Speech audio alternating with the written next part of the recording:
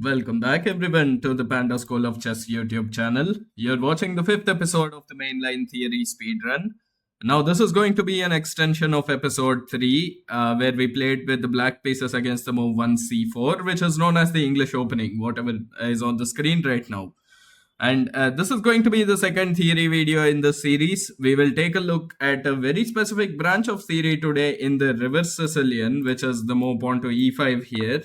And in particular, we are going to go down the main line. So we are going to look at positions with the move pawn to g3. And what we are going to do is we are going to explore these main lines in quite some details. And in particular, look at the move castles bishop e7 and pawn to e3 in this position, because this was what we faced in the third episode and I did not have time to really cover the theory in depth, and that is what we are going to be doing today.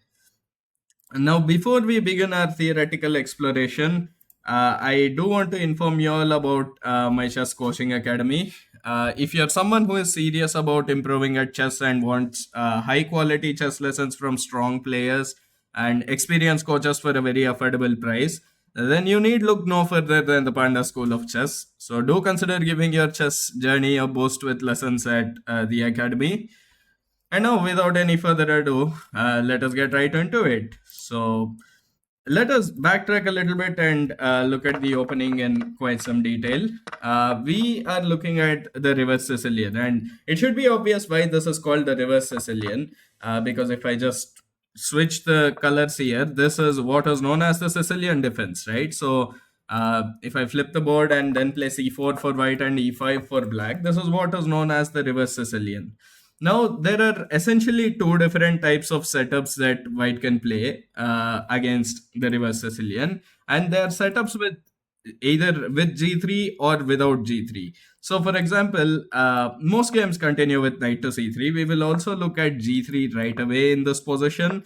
Knight f3 doesn't really make sense because it just runs into the move pawn to e4. But after knight c3 and knight f6, here is where the real branching of point is. If they play the move pawn to g3, which is the traditional way of playing the English opening, then we have one type of a setup. The more modern way of playing, and something that the top level of chess is seeing quite a bit nowadays, is the move knight to f3 here. And after something like knight to c6, go with the move pawn to e3. Now, this is known as the four knights English, and it is not going to be covered in today's video. So, this is only part 1 of English opening theory with the black pieces. There is going to be a lot more coming your way in the series, so stay tuned for that. For today, we are going to look at the move pawn to g3 in this position. Before we even do that, let us backtrack. Right. So, in after the move pawn to e5, it is also possible for them to play the move g3 here. So, this is something to keep in mind, and we will come back to this. But the move order is quite important here. Playing g3 immediately as opposed to playing knight c3 on the second move actually makes some differences in the position, and you have to be very careful about these move orders so as to not end up in a worse position out of the opening.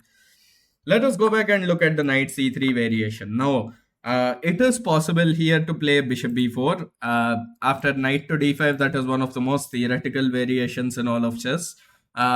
It's not something comparable to the knight or for the Ruy Lopez in terms of the volume of theory, but it is a lot to learn. And the classical main line here is the move knight to f6, and this is what we are going to be looking at.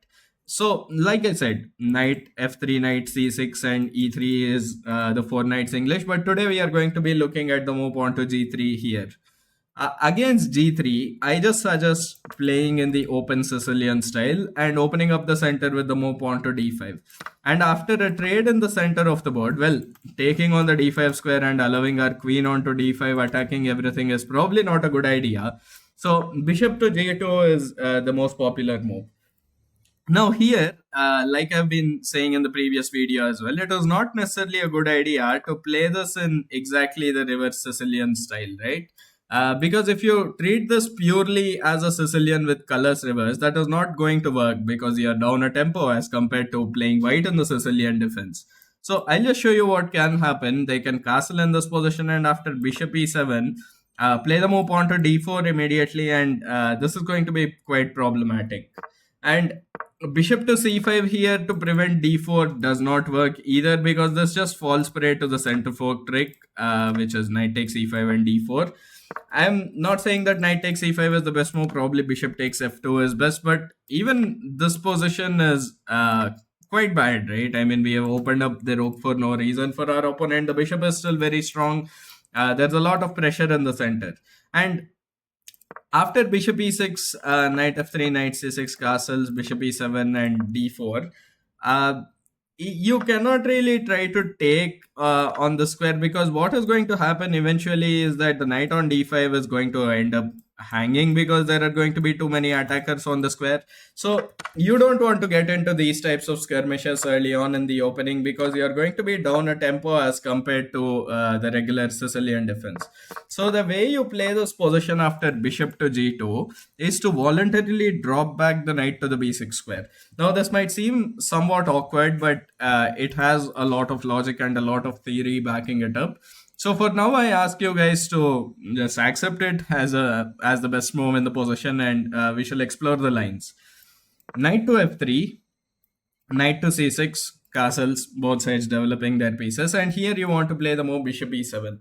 Now, like I said, it is possible to play d3 in this position. It is possible to play a3. It is possible to play b3. There are so many different ways of playing the position. But what we faced in the game, and I don't exactly know why, but the most popular variation online is to play e3 and d4. And after the trade, go for an isolated queen's pawn position. That is not really the best way to play the position, and in the master games database you will almost never see the move pawn to e3. d3 here is the most popular move, followed by a3 and b3. But yeah, it appears that e3 is quite popular, and since that is what we faced in the third episode, we are going to explore it quite deeply today. Now, after the move e3, it is important to play the move bishop e6 here and not castle. And the reason, we will get to why that is the reason actually, because it is quite important to understand the dynamics and the pawn structure of the position. So let us look at bishop e6 really quick. And after the move pawn to d4, we trade on the d4 square, and we have arrived at a very important juncture in the game, because this pawn structure, which is known as the isolated queen's pawn structure, is what is going to define the plans in the game essentially, right? So one of the most important concepts in an isolated queen's pawn position is to control the square in front of the isolated queen's pawn. Now, if you have the isolated queen's pawn, then you have the advantage of having a lot of open files and open diagonals for all of your pieces, and you try to attack the opponent while playing around the isolated queen's pawn.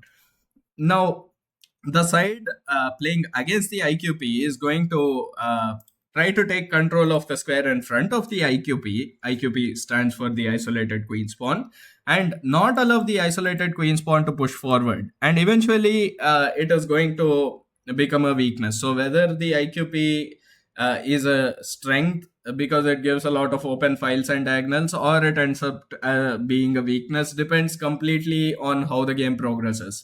You cannot make any hard and fast conclusions in saying that the IQP is a good or a bad pawn structure, right? So here the most played move is the move castles. Now let us backtrack for just a move, and since I have explained how to consider the IQP position, we should try to understand why bishop e6 is the better move, and castles is here is not really the most accurate move. Now, this is really subtle, but knowing these types of nuances is what will get you from the beginner or intermediate stages to the more advanced stages of chess. And you will see here that everything in opening theory can be distilled down and understood. Nothing, bishop e6 is not the best move just because it is, right? There is a reason to it. And the reason here you will now see is that if you allow something like this, right? Now, if you try to control the square in front of the isolated queen's pawn, they can very well just push it down the board. And this is a problem, because once the IQP pushes down the board and gets traded off in some way like this, the dam is going to break open, and the person with the more active pieces stands to benefit from the opening of the center in this way. And it is very clear that white is the person who has the more active pieces. Like the bishop is ready to develop to an active square. This bishop is probably the best piece on the board, the English bishop, and knight is well placed on c3. Whereas our bishops, I mean, okay, well, the dark squared bishop is doing something. It is on some good diagonals. It can probably go to f6 as well, put pressure along the long diagonal. But the light squared bishop doesn't make a very good impression. It is on the home squares and not yet developed. So this is something we want to not touch with a 10-foot pole. Which is the reason after the move pawn to e3, you do not want to start with castles. You want to play the move bishop to e6. And bishop e6 has the advantage that if we just follow that, if we just follow the same line again, now we can play the move pawn to c6. And there is no pawn to d5 anymore because we have added an extra defender of the d5 square. On the next move, you can castle and continue the game. Probably play queen c7, rook d8, probably rook f d8. Maybe even double the rooks on the d file and eventually try to win the isolated queen's pawn. Now, another very important thing to know about isolated queen's pawn positions, apart from controlling the square in front of the isolated queen's pawn, is that the side playing against the IQP wants to trade off a lot of pieces. Because, like you can see now, one of the pieces always has to stay defending the IQP so that it is not just lost, right? So if we trade away all the pieces, then it boils down to a situation where the person with the isolated queen's pawn is stuck having to keep defending the isolated queen's pawn with the only remaining pieces. And either our pieces will be free to attack something else on the board that will fall apart, or they have to give up the isolated queen's pawn. So in the end game, trades are good because in the end game, the isolated queen's pawn is always just a weakness. And I should also mention that you should not confuse controlling the square in front of the isolated queen's pawn with occupying the square. Knight to d5 is a good move. If you are allowed to play that move, well and good, because that does get a lot of piece trades in, and piece trades inherently are good. But you should take care of your development, and it is enough to control the square often. You can postpone occupying the square if you have very, very good control of the square itself. All right. So I hope you guys understood a little bit about the isolated queen's pawn position and how to play it. I am going to show you two different games today, which I have played over the board. In the recent past. So you guys can see all the different plans of playing against the isolated queen's pawn position in these English openings. For now, let us look at a little bit of theory. After bishop e6, d4 takes, and castles is what we are going to be looking at. Now, of course, if something like this, well, we are very happy to trade down all the way and play something like pawn c6, bring the rook to the center and continue playing this position. This is really good because now the isolated queen's pawn, you can see, right? It's a really bad weakness. You can play bishop f6, double on the d file after you castle. It's going to be really bad for white in such positions. And the bishop is also very nicely blunted. So maybe b4, b5 is an idea, trying to chip away at the queen side and take advantage of the powerful English bishop. But that is going to be hard to organize. We can also play a5, prevent the move on to b4, right? So e takes d4 is usually what you're going to see, avoiding a lot of piece trades. And now you are free to castle because there is enough control of d5. The pawn cannot move forward. A very common plan in this position is to play knight b4 and knight d5. You will see that in the game I'm just about to show you. But let me just mention a few things about this position. There are a few moves that white can play. One is the move bishop e3, which is what you're going to see in the first game that I will show you. The other is the move knight to e4. Well, knight e4 can also occur in several different move orders, right? After something like this. You can imagine knight e4 being played even in this position. Knight e4 can also be played after rook e1 and you play something like h6 and knight e4. This move knight e4 is often troublesome because the knight can come into the c5 square. And once you capture on the c5 square, they will capture with the pawn. And they no longer have the weakness of the isolated queen's pawn. So this is a very interesting dynamic in the position. You don't want to allow them as much as possible, of course, to get rid of their weakness, which is the isolated queen's pawn, right? As long as you have a bunch of pieces here ready to control the center and protect the king side, there is not going to be too many problems with quick king side attack. While this might look scary, everything pointed at the king side, you don't really need to worry about a lot of stuff there. The services of the light squared bishop will are often required as well to attack the king side, and the bishop is aiming at the wrong side of the board for that. So the queen side is generally where white wants to play, and the center is generally where we want to play. So we will look at the dynamics of this position very soon. For now, I am going to show you a very interesting game, which was played by me very recently. So, well, I guess I am kind of doxing my name here, but if you just take a look at well, this is the final position of the game, I suppose. But if you just take a look at the games database on Lumbra or something, you'll find the game anyways from the moves that I'm going to be showing you on the board. So I guess you can find my name in any case. So yeah, Panda's name is actually Arvind. Well, let's look at the game. C4, E5, Knight C3, Knight F6, G3, D5. All of the theory moves were played in this game. I played Knight B6. Opponent played the move pawn to e3. The move order was a little bit weird here. They did not play the move knight to f3, and they decided to hold off on that, maybe play knight ge2. But then I decided not to play knight c6 immediately here because I didn't want to allow a damaging of the pawn structure. That is an idea. I will come to that very quickly after I show you this game. But I decided to start with the move bishop e7, and after they played the move knight to f3, I decided to just defend the pawn on this way. So like I said, a little bit of move order nuances, but nothing too serious. D4, the trade happened in the center, and I play the move bishop to e6 here, controlling the square once again in front of the isolated queen's pawn with 3 different pieces. If possible, I am going to probably add a 4th piece as well, the rook. Now, no, you have to be careful about not allowing knight g5. As of now, that is not a problem because you have the queen and the bishop aiming at the g5 square. So the knight ending up on g5 will perish.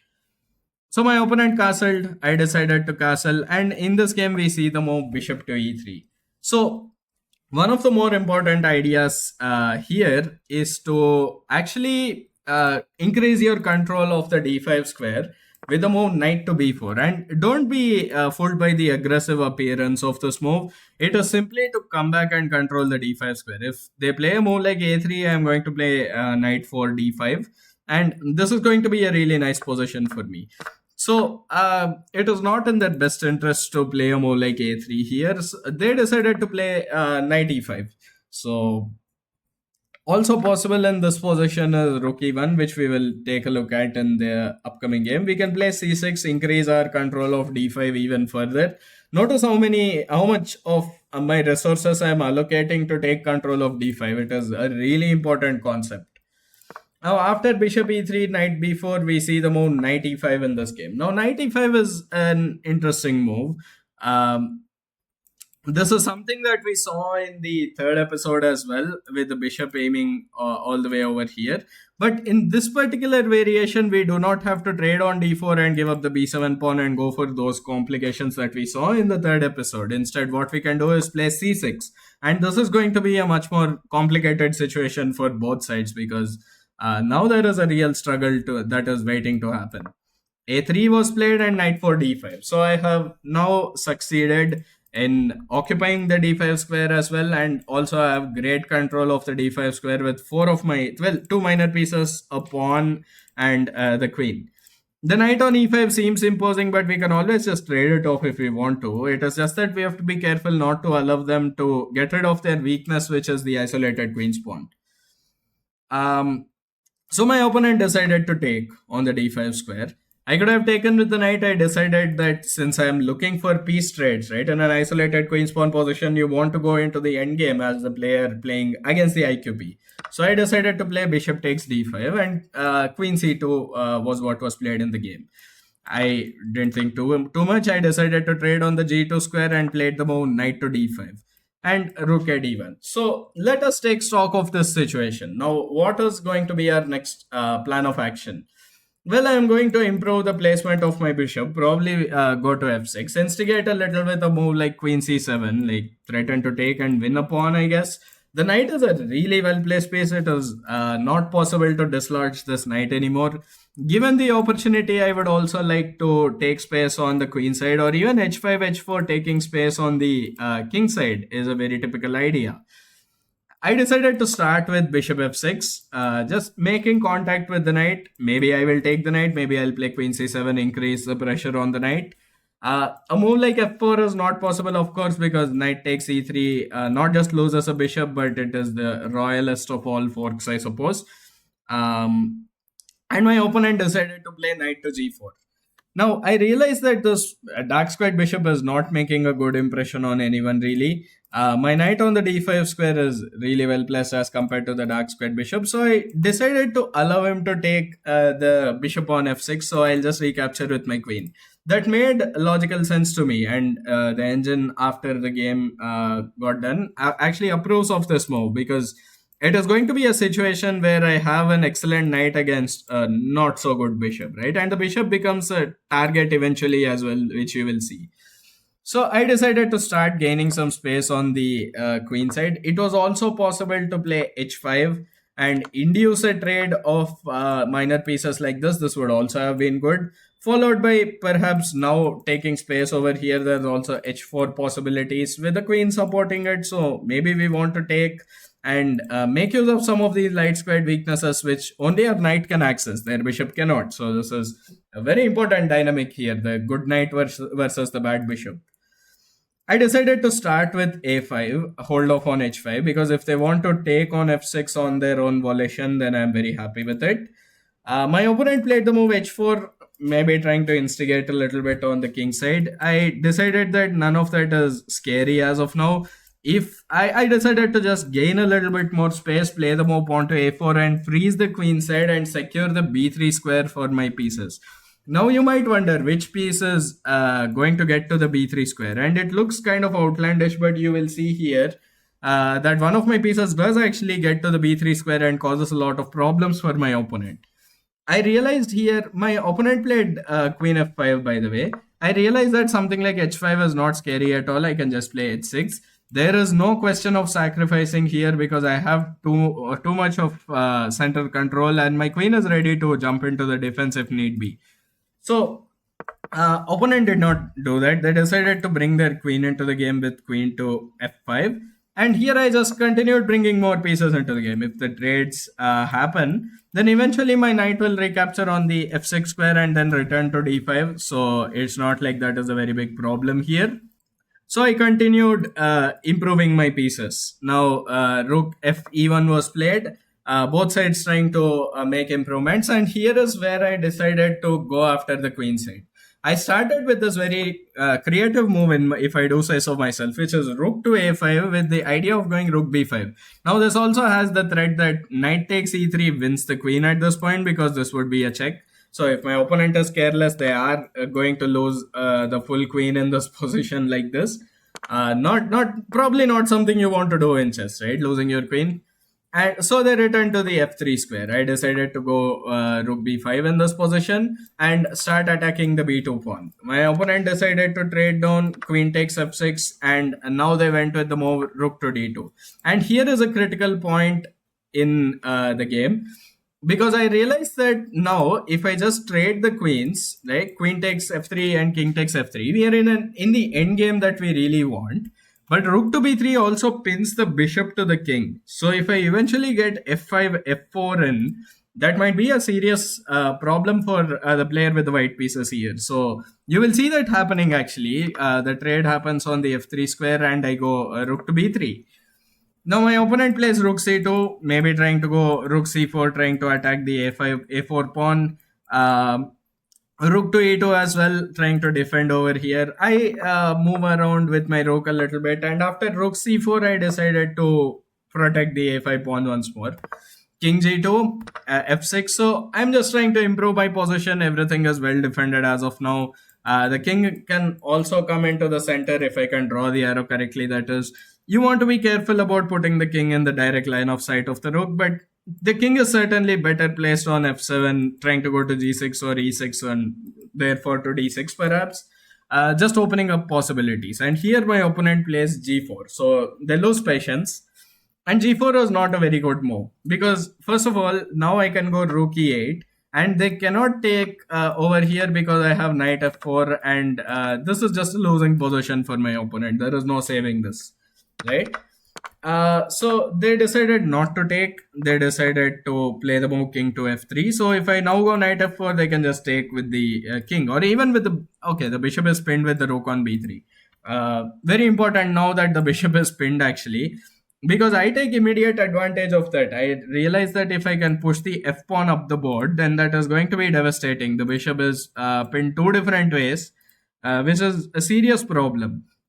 But if I were to play the move pawn to f5 immediately, they can take, right? So I need to disrupt this king side structure, which is why I decided to play the move pawn to h5. And h5 really is a very good move here. It kind of seals the deal, right? And after g takes h5, I play the move pawn to f5.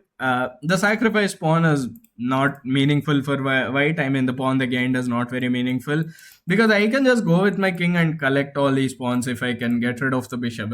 Being a full piece up is, let's just put it this way. Sacrificing the pawn is a small price to pay. Now in this position, I played the move pawn to f4. Now that I think about it, rook to e4 was probably the much better move. Very strong move actually, threatening all the pawns over here. So for example, if rook ec2 or something like that, we can play rook takes h4, king g3, rook takes h5. Just pick up all the pawns and eventually go for something like this, right? I decided to go with f4 immediately, which is, well, a little bit inaccurate because there is this exchange sacrifice and they get the pawn. But even this position is very difficult to play. And you will see here that the game doesn't last for too much longer. I just go in with the queen side. King g3 played, trying to defend everything. Rook c8, rook d3, rook b4, rook a3. Well, they're trying to hold everything together. I don't really want to give up this pawn, but I do want to keep attacking this guy. I could have also gone rook c2 in this position, but I decided to play rook c4 and take in this way, because then my rook actually stays on the light square and it is well anchored, puts pressure on the pawn as well. And here after rook a2, now I decided to go rook c2, and here my opponent just resigned. Because they're just losing the pawn, probably this way, and then this pawn is going to promote, right? So you can see how I took advantage of the isolated queen's pawn to get all my pieces to good squares and then just broke open the queen side.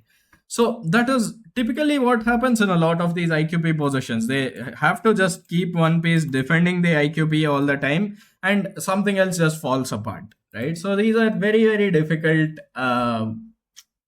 positions to play with the player, for the player with the isolated queen's pawn. So let us get back to the theory screen for just a moment here, because I do want to show you guys some nuances. So let's just get back. We were discussing a little bit of theory, and let's go back all the way to the first move, because there is something very important I want to discuss here before I show you one more game and we conclude the video. Now, at the beginning of the video, I was discussing how instead of knight to c3, g3 can be played in this position, and that is fundamentally different from the knight c3 variation. Well, saying it is fundamentally different is maybe a little bit of a stretch, more than a little bit of a stretch, but it is different in some ways. One of the principal ways in which it is different is that they can just delay the move knight to c3 or even play d3, knight bd2, right? So if you just continue in this way, the way you would play something like the reverse Sicilian against the knight c3 variation, here they can actually start with knight to f3, and you kind of have to play knight c6, and you want to be very careful here. Note that e4 does not work. It would be a horrible blunder because of queen a4 check. So you do have to defend the pawn with knight to c6 in this position, and I will show you why this is dangerous, right? If you just continue doing this, they can castle, and if you, let us say, play bishop e7 trying to get castled in this position, that's going to result in quite a bad position for you after d4. White can play very aggressively in the center before developing the knight, because this is just bad, right? After all of this, the queen is attacking g7, the knight is under attack. Not a good position at all to have to play. If you come back and all of this happens, well, they don't even have an IQP now. They have a better structure, much more active pieces, and probably getting control of the d file as well. Really bad situation. So you don't want to fall for that. So what you want to do after the move knight to c6 and castles in this position is just drop the knight back to the b6 square, and so that the queen has line of sight to the d4 square.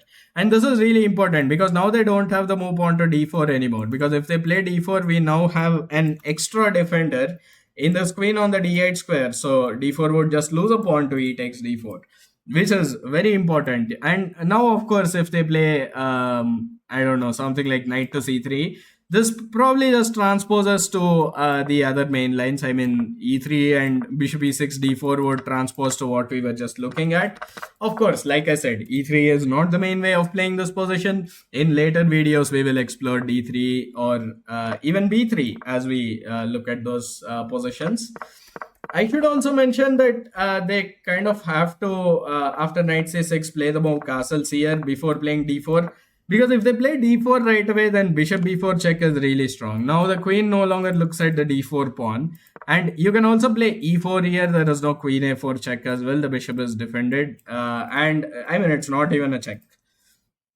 If something like knight e5 in this position, well, I suppose you can go e3. This is a very strong move actually, now that I think about it. Bishop takes b4, you can play knight d takes b4. And if something like knight takes a6, you can first take, go queen f6 check, king e1, and then end up taking on the c6 square.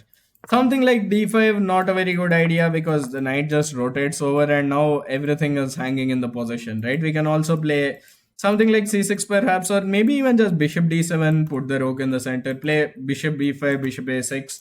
So a lot of nice ideas. The bishop on the long diagonal really strong actually. So d4 immediately is not playable. They do have to castle before playing d4, but then you just play the move knight to b6 and transpose to the variation that we were looking at in the game. So I will now show you another game that I played.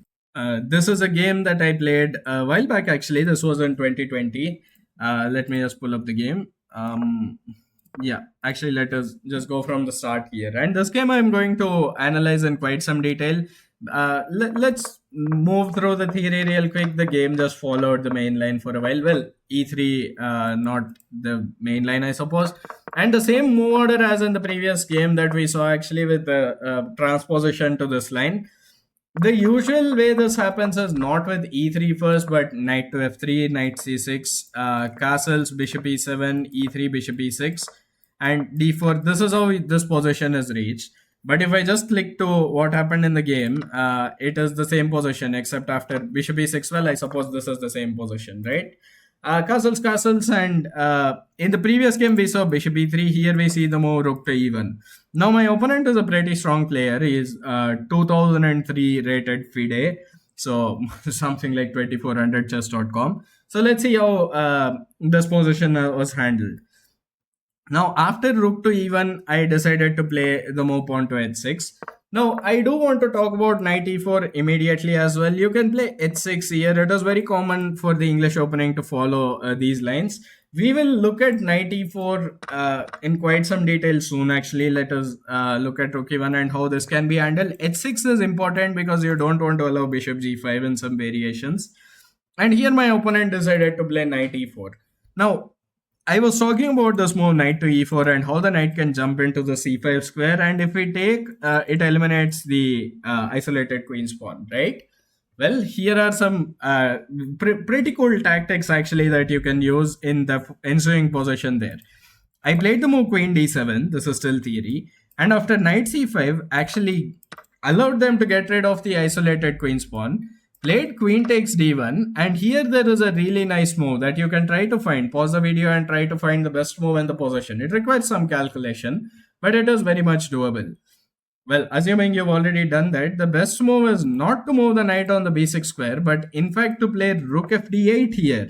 Because after something like this, it is not possible to really capture here. If they play c takes b6, well, in the game bishop d2 was played. But if they played the move c takes b6 in this position, you have rook d1 check. And after bishop f1, you have to go bishop h3, and this is a checkmate threat. So they have to play this move, knight back to d2, defending the guy. If this is played trying to defend the bishop like this, that doesn't work because we'll first take the rook and now we are going to take the bishop. So knight d2 is forced, and now what you can do is just play c takes b6, and the white's position is so badly paralyzed here that we're just winning.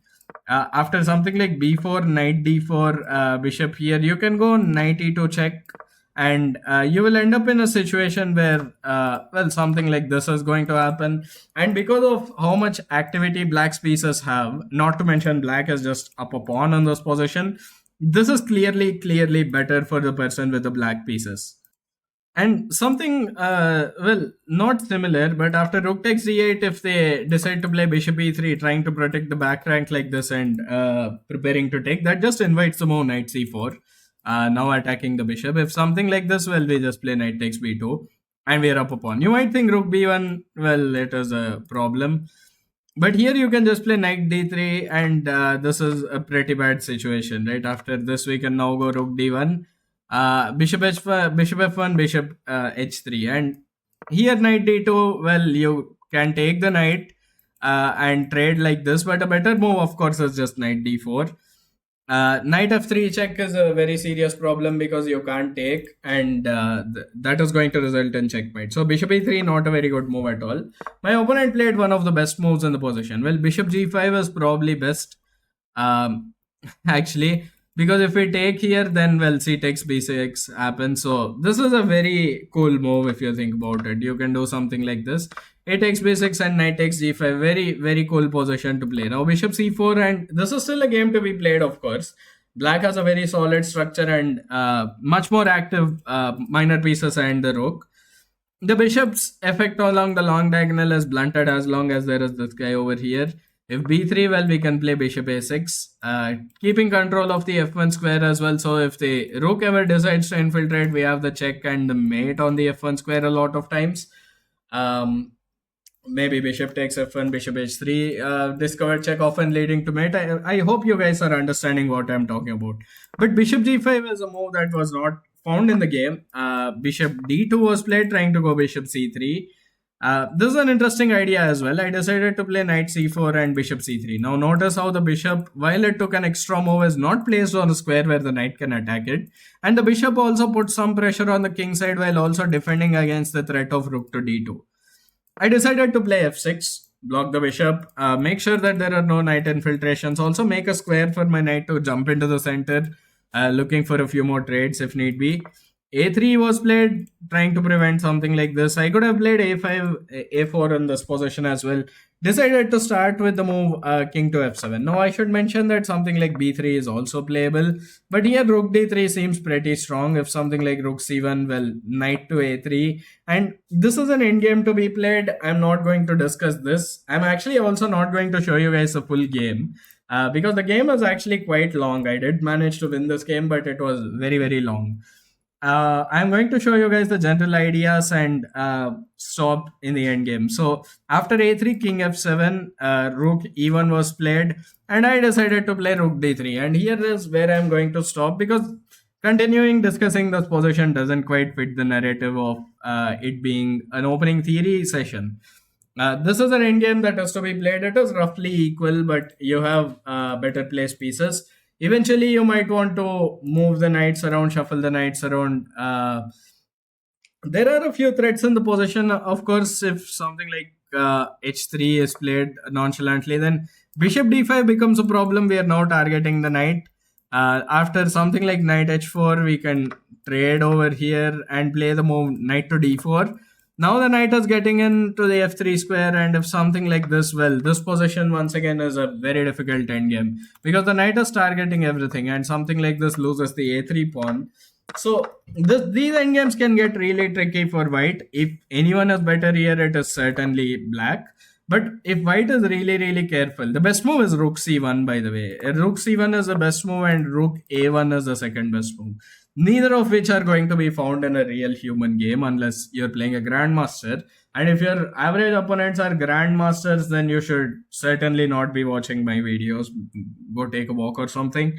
Yeah, I mean, after rook to d3, well, h3 is not what happened in the game. My opponent decided to play knight h4 immediately, trying to open up the bishop, and I decided to chase the knight with g5. This game went on for 48 more moves, so I'm not going to release it talking about it. But this end game is actually really good. Actually, I will show you a tactic. He went bishop f1, and this is how the game progressed. I decided to take over here, and he decided to sacrifice the exchange back, and get this type of a position, the bishop against a knight. Now, this endgame is quite pleasant for me because of all of these weaknesses once again, and how everything is targetable with the knight. My king is also very nicely centralized. He didn't play g takes h4 here, king f1 was played. But if he had taken on the h4 square, then probably something like king e4 here, pushing the king further down, preventing the f pawn from moving forward, also preventing the king from moving forward very easily, would have been really nice. Well, that is where I will stop discussing that, and we shall get back to the theory screen. So now, uh, here, actually, you know what? I have shown you guys two games. I have spoken quite a bit about the theory of the reverse Sicilian. I will just mention one more time that we have discussed only the move pawn to e3 in this position. There are a lot more moves, and since this is only part 1 of English opening theory, I am going to stop here.